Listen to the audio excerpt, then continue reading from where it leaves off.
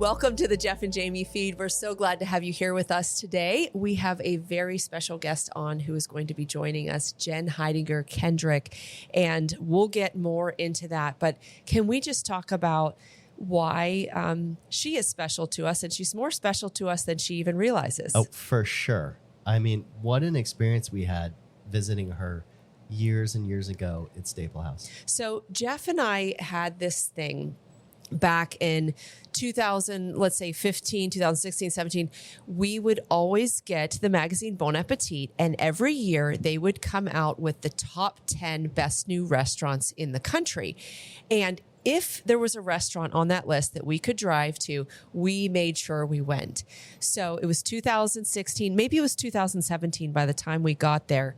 But we drove down to Atlanta, stayed with some family down there, and we went to a little restaurant. Do you remember? I remember so well because we were still, maybe Crepe Cellar had gone from 11 tables to expanding, and we had growlers, but we were still in the infancy of being in the restaurant business.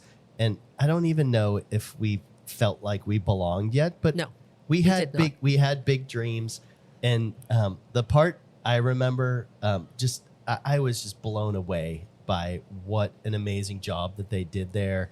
And you're in the middle of their expo. And we were at this restaurant called Staple House. I don't know if we went into that, but that was one of the top 10 best new restaurants that year in Bon Appetit. And so... Yeah. So, and you had planned the whole thing.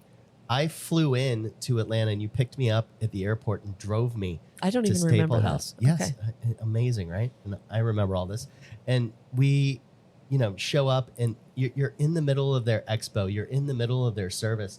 And you just feel like you're a part of their whole restaurant. It was so cool. It was an incredible feeling. And it was also, I remember we were tucked at a banquette, and I think I was against the wall because I could see out, or at least I had the chance to see out just how the kitchen would come to life. And it was very much a part of the dining room. And we loved that. We loved the energy, how it went from the back of the house to the front of the house, and just the way it made you feel. And I think going to restaurants like that are above and beyond, that, food wise, hospitality wise, the feeling that it gives you, going somewhere like that just was such an inspiration to us over the years to continue to get better. And while I felt like such a poser still in the restaurant business, the first time I met Jen, I was walking to the bathroom, and obviously Crepe Cellar was a super tight spot. There's no places to walk around. So you're very observant whenever you're working a shift at Crepe Cellar of where are your coworkers? Where are people? Who am I waiting for to run food? And so in this same environment, I'm walking to the bathroom and I'm like, notice that a server needs to get by and somebody else needs to get by. And Jen's watching me go to the bathroom, and right before... Not watching you go to the bathroom. She's watching me head to the bathroom. She's the bathroom. Watching you walk toward the bathroom. And okay. as I'm getting to the last hallway, she just kind of looks over at me. She goes, "You work in restaurants, don't you?" And suddenly you weren't a poser. And I was like, well, I'm still a poser, but I think it's so funny that you just notice those cues of that somebody's aware and notices what's going on and acquiescing to the right people and right. behind and all the things you need to do. So Jen was one of the founders of Staple House, this wonderful restaurant that we had visited back in 2016, 2017. And a lot has happened on her path since then. And today we're going to be exploring that. But to really dive into that, I just want to, make sure people understand here in the restaurant business, we are so heavily reliant on our people, on our team, and that's front of house and back of house. And the importance of them being healthy and happy and having a healthful life at home, or just a decent living situation is necessary for them to be able to show up to work and do a great job. These are long shifts; they're on their feet and having to be at their best. And we rely a lot on our team, on our personnel, and that's one of the most challenging pieces of this business. For sure. And things are definitely getting better for hospitality workers. The wages, are finally going up. There are careers in this hospitality business, as we talked about. And, places like ours where we can provide healthcare and those kind of things for our workers. But there's so much more that our people need on a day-to-day basis or in emergency situations. Absolutely. And so we've relied a lot on, third-party partnerships and help. And so today we're going to bring on Jen Hidinger-Kendrick, who is with an organization called Giving Kitchen. And Giving Kitchen is a nonprofit that helps food service workers in crisis. So we're going to be diving into her business and what she helps make happen for those of us here who are in the restaurant business and are trying to keep our staffs healthy, happy, and able to work. So we'll have Jen come on here in just a minute. Let's bring her on.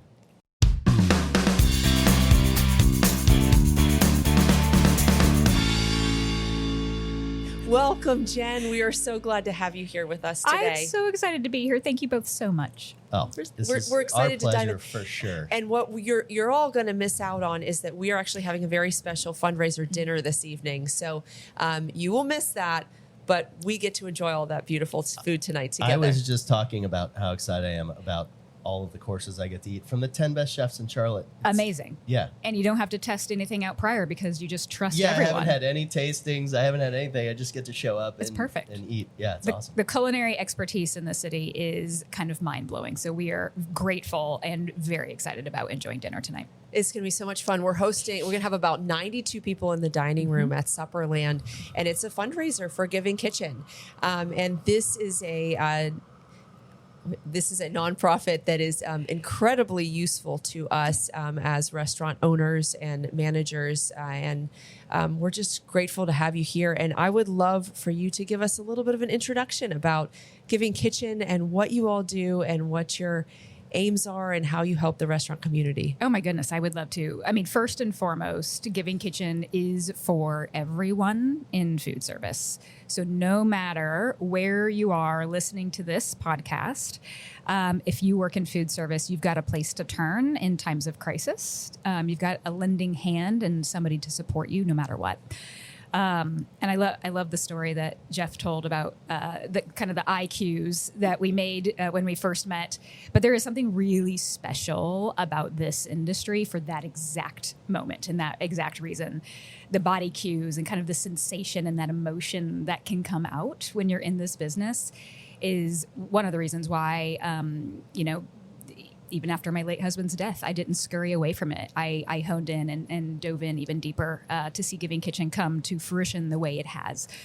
So it's, I remember that moment. I think you were probably doing the thing where you turned your back to everybody and did like a hand gesture this way. And it's probably what happened. It's pretty tight. It's pretty tight in there back it's in the day. It's very snug. Yeah. Especially with the bar stools when they used to be at the counter. Yeah. So Giving Kitchen, we are almost 13 years old. Giving Kitchen started in response to what community did to support my late chef husband, Ryan Hidinger, and I during our time of crisis and his time of crisis. We're both originally from Indianapolis, Indiana, and then moved to Atlanta in 2004. He worked with Ann Catrano, JBF, James Beard Award semifinalist and accolades galore, before finding a more long-term home at a sandwich shop at that time in Smyrna, Georgia, called Muss and Turner's. And during his kind of 4 years into that, we actually started a supper club out of our home called Prelude to Staple House. Yeah. Which really led to the forming of Staple House Restaurant. And it was something for us that, again, it's just something about this industry that just completely pulls you in. And whether you still work in food service or you don't, it never leaves you. But we started a supper club as a way to get to know the people in our city and the people in our city in Atlanta, to get to understand the way that Ryan cooked and his kind of style of food. So did you have people actually come to your house, or how did you actually serve them? We did. So I remember, I will never forget, the very first email that I sent out was to 160 plus people. We didn't have a ton of contacts in our email distribution list, but I sent it out, And we decided to host dinners on Sunday evenings. It was the only night that Ryan and I would have together, full-time jobs, et cetera, that we would have together. So you're taking the only free time that you guys have. And cooking. Yes, and and cooking and bringing people into our home. Exactly. Because for us, it was an opportunity to get to learn about the city about us, and ultimately to open up a dream restaurant of our own one day. Oh. And so we did that for 4 years. It was a down economy. Lots of things happened. We built a business plan, as you guys know. It was rough Exactly. back then. Yep. And 14 business plans later and 4 years later, everything starts to come to fruition. Things are looking up. We find a space and a bank willing to, back us. I send Ryan to New York City for a half a day to enjoy food and beverage. I couldn't even afford a hotel for him that night. It was an anniversary gift, but I was like, go have fun, come back later in the night and just tell me about your experience. And it was the next morning that he developed kind of flu-like symptoms that persisted for about a week and a half, which then ended up leading to sleepless nights and missed days of work, which was incredibly abnormal for him. Otherwise, had never been sick and just never missed a day of work. That led to what we decided on was an ultrasound, which led to abnormalities that we found in his liver. And then that led to an MRI a few days later. And it was December 21st of 2012 that Ryan was diagnosed with a terminal cancer diagnosis, given 6 months to live. Yeah, so young, and so much promise and beauty in what you guys had started, and you decided to continue that path forward. Yeah, you carried the torch forward, and I know you had support around you too, right? Absolutely. I mean,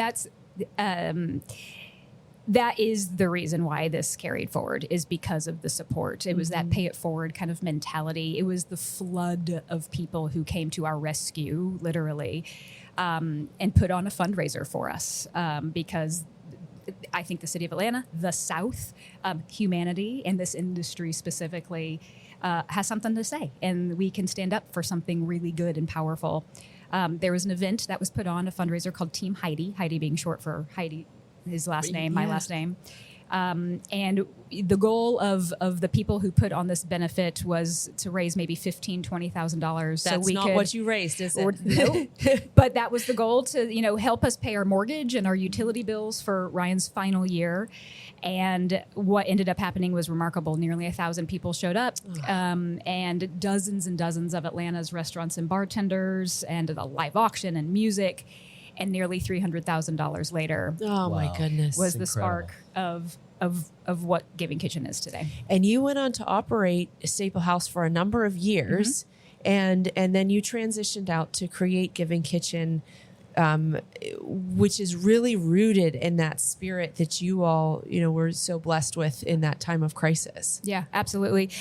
I was a part of the leadership team that opened up Staple House Restaurant. So my late husband's sister, Kara Hidinger, and her husband, Ryan Smith, lots of Ryans in the origin story.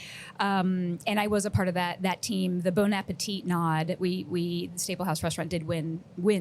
We won Best Restaurant in America in 2016 by Bon Appetit magazine. Unbelievable. And it was, and the James Beard nod, a few months prior, and so on and so forth. It really changed the scope of business, but it also put a stamp on this. It kind of excelled the story forward, and the power of hope and dignity, because there was a restaurant performing as well as a nonprofit who was serving the people who work in our industry.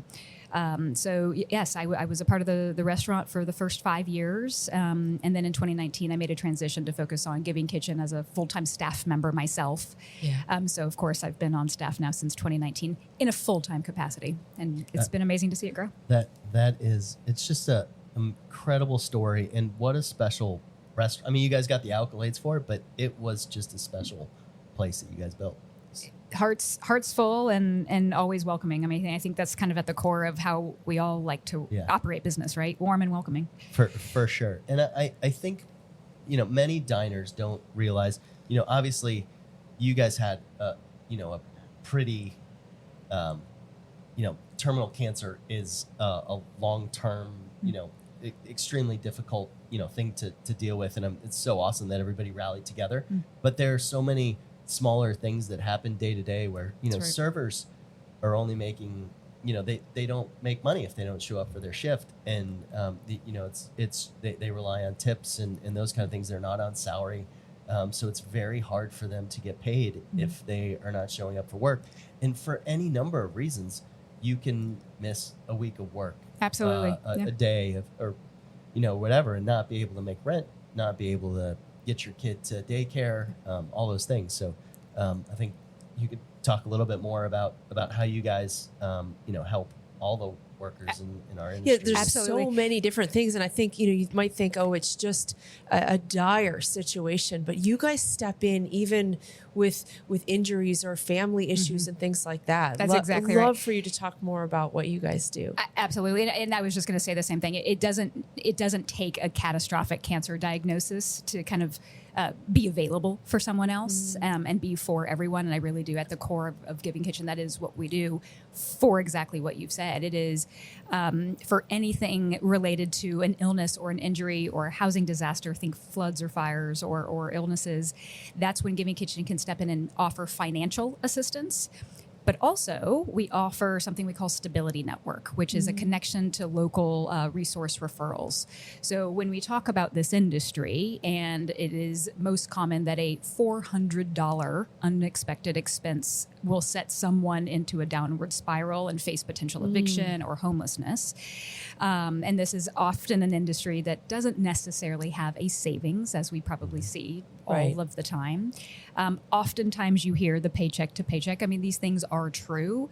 And there's also some vitality in this industry, right? I mean, there's so much dignity with being able to do the type of work that this industry does. And that's really what makes it so special for us. For Stability Network, I think this is a really magical component of Giving Kitchen because we get to focus on, as long as you're a food service worker, you can get access to anything. If that's mental health resources or physical health and wellness opportunities or housing security or any type of social service that you can think of. If you're a food service worker and need to find something, you can call on Giving Kitchen and we will direct you somewhere, in your local community. Right. And I mean, it is incredible. I've scoured your website for ways to help our team in different ways, and we actually keep one of your flyers up in our kitchens. That's awesome. Just because a lot of times, certainly we don't, but even just the direct manager doesn't know what people are going through, and sometimes those things need to stay private, and they need to just have the information. Hey, if you are going through something, if you do need help, here's something you can go do. And I think that's one of the big things is that that dignity piece you're talking about, they don't have to go to a manager and be like, I can't do this. They can come get help. That's exactly right. I mean, that confidentiality is really important to us too. I mean, not everybody wants to go to their boss and say something happened. Yes, right. So what are some of the, I'll say, stats that you feel most proud of that your team has been able to accomplish over the last few years or history? There's so many. I love the question because, and I do, accolades are great. They signify a lot. And I think for when you get to, those types of opportunities, you understand what that meant to get there. And those are great. But honestly, some of the things I'm most proud of are something that happened last year, which was during the hurricane relief and response efforts with Helene and Milton. Wow. Yeah. Our response rate was pretty phenomenal. We did some emergency fundraising and were able to award about $100,000 in Visa gift cards to any food service worker who was affected by the hurricanes. And we did it in 10 business days. Oh my goodness. It was pretty phenomenal. Yeah. We were able to immediately get those funds into people's hands. And what was really great about that was like every food service worker in Asheville, right? Correct. Yes. So when we think about like stats and numbers, we've got the pandemic from 2020. We were seeing 20 times the volume of clients coming to us and asking for help. At that point, though, we were only in the state of Georgia. Our nonprofit only served food service workers in the state of Georgia. We are now a national agency. We can serve any food service worker that comes to us. Mind you, there are 15.9 million food service workers in the country. And you don't have a huge team. Right. No, we're about 35. That's great. Okay. Yeah, that's great. But then you think about, the hurricane relief and the flood that was coming in, we were seeing 4 times that than we saw from COVID. So the response rate was great. The opportunity to get cash in hand with a truncated kind of application. We didn't have to go through all of the green, red tape that we typically do for a typical financial assistance application. And that was really amazing overall from last year. And I have one more that I think is really exciting. Yeah. Oh, I love that. Yes. In our over 10 years, 12 years, we had up until this point actually had been writing paper checks for our clients, which is great. I mean, they were written out to the utility company or the mortgage lender, et cetera, and we would mail the check, after financial assistance was approved, we would mail that check out, and then that client, food service worker, would turn it over to their mortgage lender. Today, as of this past summer, we've actually switched over to direct ACH payments, which means So fast. that by the time that we are done helping a client over the phone or via email and they get approved, there are funds in their bank account within 24 to 48 hours, saving 26 days worth of potential waiting.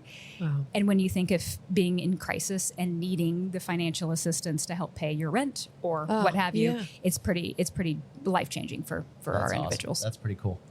Do you have, I'm sure almost every story you have is probably confidential, but are there any individuals that have allowed you to share their story that we might hear one of those stories here of how you've been able to help? Sure. I mean, I can paraphrase probably And you a don't have to few. say names, of course. No, what we do when we talk about confidentiality, it is a primary focus. We have to follow HIPAA regulations For and whatnot. But there are clients who opt in to share their story or share gratitude or share their statement of need, et cetera. As we were talking about earlier, you can kind of imagine any crisis situation has come across our path. So these are oftentimes women going through reproductive health issues or losing a child, having to bury a child, house and apartment fires, and all the way to food service workers who just haven't been to the doctor in 3 years and can come to us. We have healthcare, and you find that with our But you've done youngsters some pop-ups that our team has taken advantage of. You've done some, and I don't know when your next one is. I will need to get that from you. But we've shared that with our team to do pop-ups just to get them there and make sure they get those check-ins. Yeah. We've actually just rebranded and kind of reconfigured the strategy around Pop-Up Doc is the one you're referring to. Yes. We now call it Clinic Comps, and we have partnered with 5 clinics actually in Georgia. And I think a couple more blossoming outside of Georgia here soon.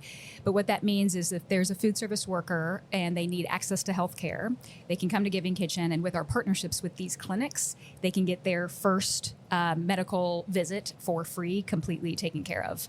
And then they can have an ongoing relationship with their individual service provider from there. But that's been a big game changer for sure.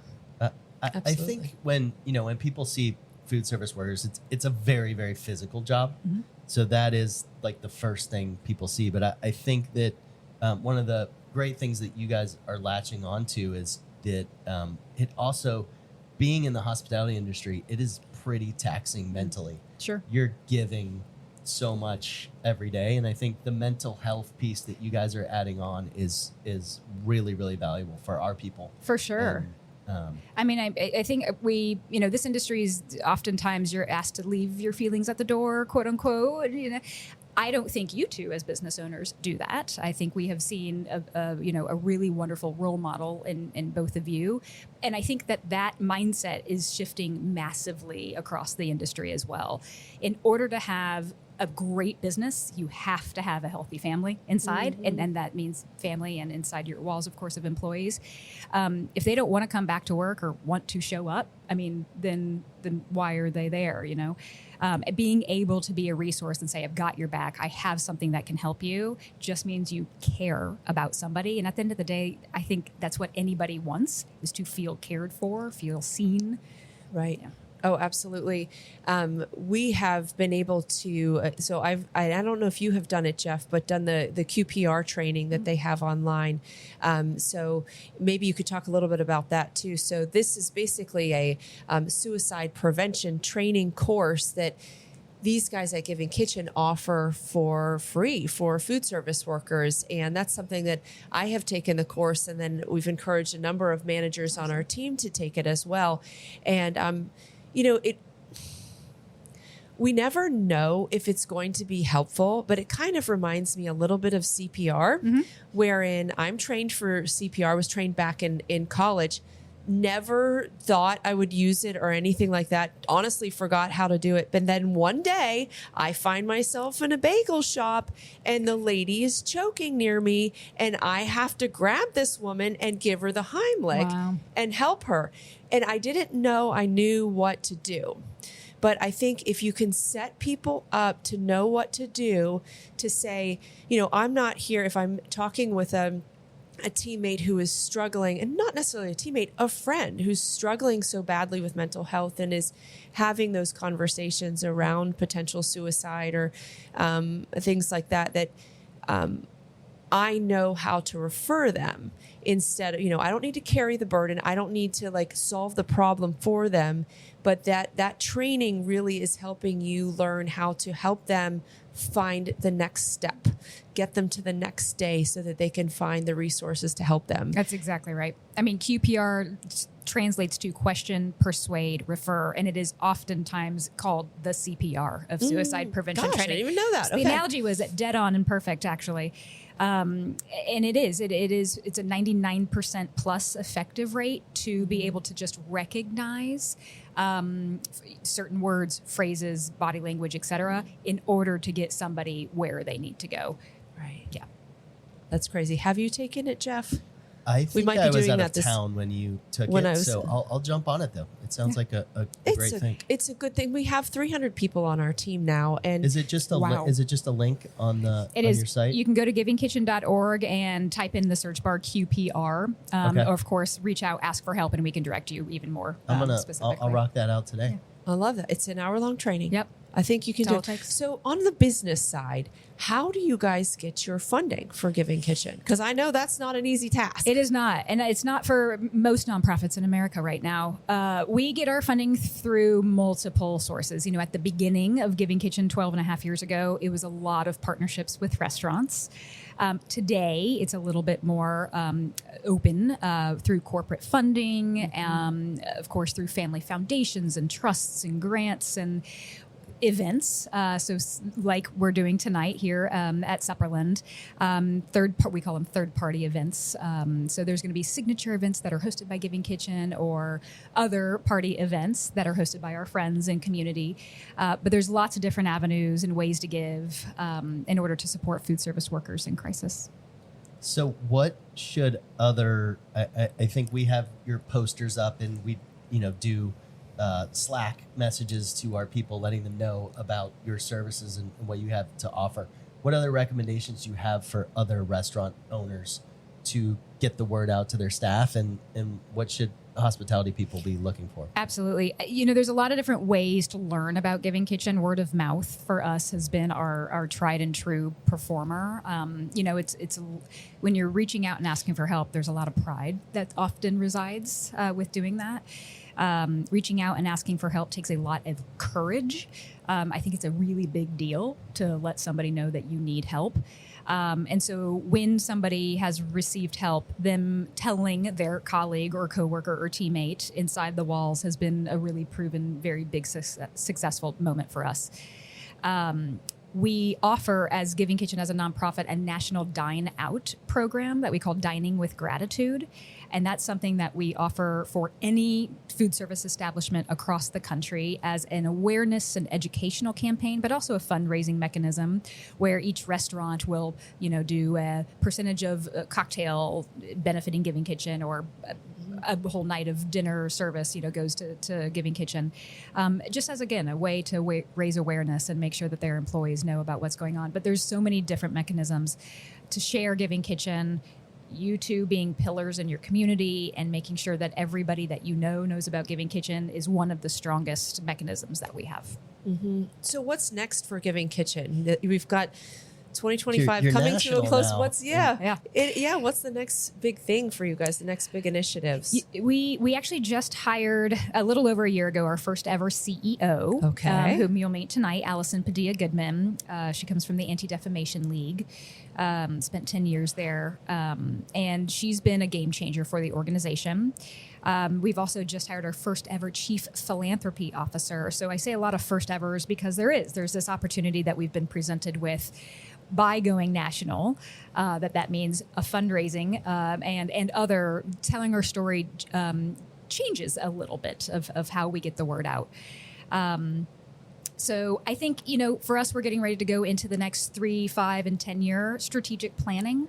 I mentioned a stat earlier of that there's 15.9 million food service workers in the country. And we know that at any given moment, 1% to 2% are in crisis right now. It's pretty simple math. That means 159,000 food service workers are in need of help right now today. And from a statistical standpoint for Giving Kitchen. You're just to reflect on us. So you're saying that maybe 6 of our employees need help today. Probably. That's an interesting way to look at it. Yeah.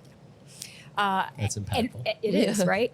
And we want to be able to help all of them. At that 1% to 2%, we want to be able to help everybody. This year, we anticipate helping about 12,500 food service workers. And so I think, again, simple math, we've got a long way to go. There's a lot of work ahead of us to be able to share that story and make sure that Giving Kitchen is that first resource, not just for a food service worker, but for anyone in community to turn to when they know somebody that they love needs help.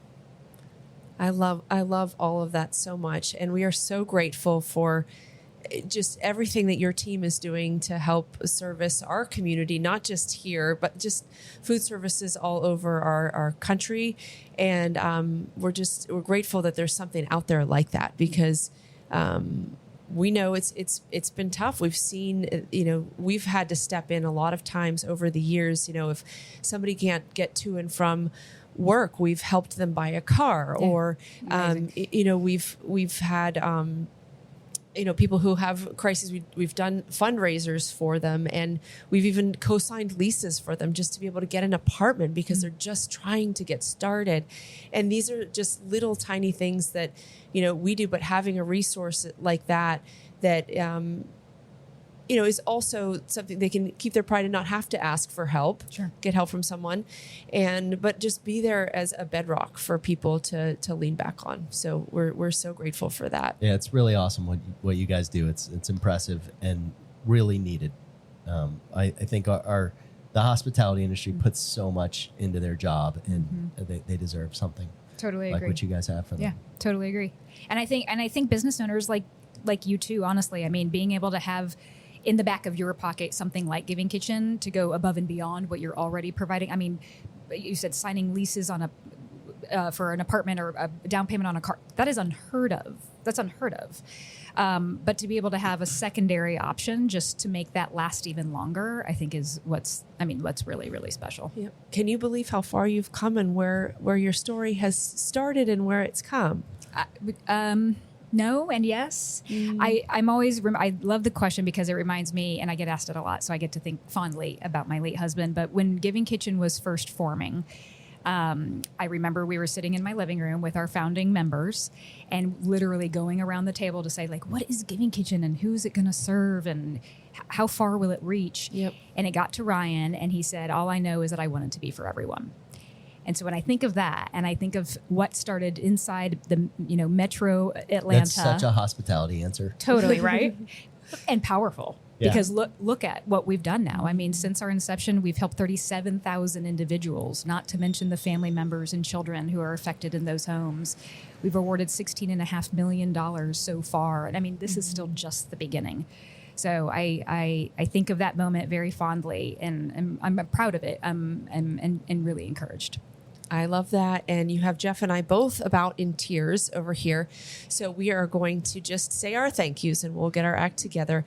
But really, if you all have not heard of Giving Kitchen, check it out online. And hopefully you can join us for an event sometime in the future, too, when we do it again. But thank you for joining us, Oh, my Jen. sincere pleasure. Thanks, you both Jen. so Thank much. you. It's great seeing you.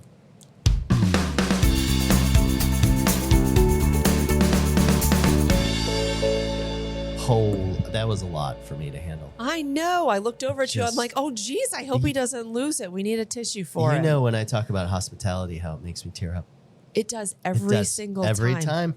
Every Literally time. every time we're talking about hospitality and caring for people, my husband almost starts to cry. Yeah. And I don't see him cry a lot in life. I think I've seen him cry like 3 or 4 times. And yeah, that's the thing. Then there's hospitality talks. So what key takeaway for you? Yeah, the fact that we may have 6 I mean, we have over 300 employees, and she's saying 1 to 2%. So we have 3 to 6 people that are in crisis right now. And I think that we know of a few things going on, but maybe it's a great outlet, because I think that people don't want to talk about it, and they Sometimes don't want to talk they about just with need us help, and they right. Yeah. And so I think having somewhere else to go is wonderful. I think you're exactly right. And I think for me, it's the same kind of takeaway too, is that our restaurant group, our teammates, they're very much our family. These are people we spend time with every day. And, sometimes we know what's going on, and sometimes we don't know what's going on. And that's happening throughout the food industry. And the number of issues that people in our industry face, they're different than maybe like what a white collar person is experiencing on a day-to-day basis. These people are on their feet all day, and they may come from a more troubled background, or they may live in a situation that's not healthy, and you just don't know. And we've got a lot of broken people on our team. We've got a lot of incredibly strong people and a lot of resilient people too. But knowing where we can help step in, even by just simply giving them the information, is a huge thing. For sure. And I need to get on the suicide prevention class. Yeah. I need to just go and rock that out. That's really, really important. And sounds like it's a pretty powerful tool. It is a powerful tool. And, we have talked about this before, but I have struggled with my mental health in the past. And I know very well.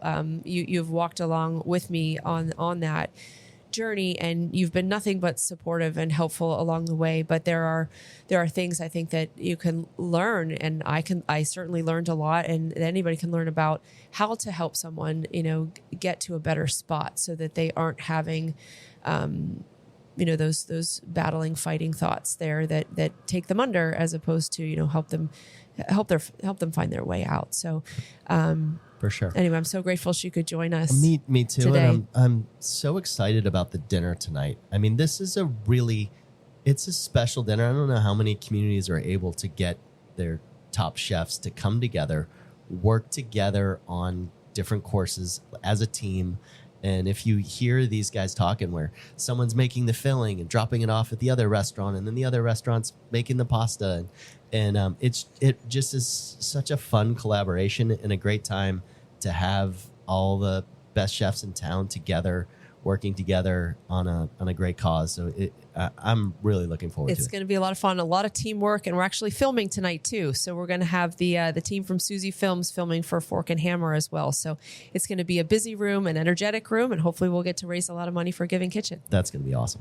All right. Well, we'll see you all next time. Please like, comment, share. We would love to hear from you, and we'll talk to you next time.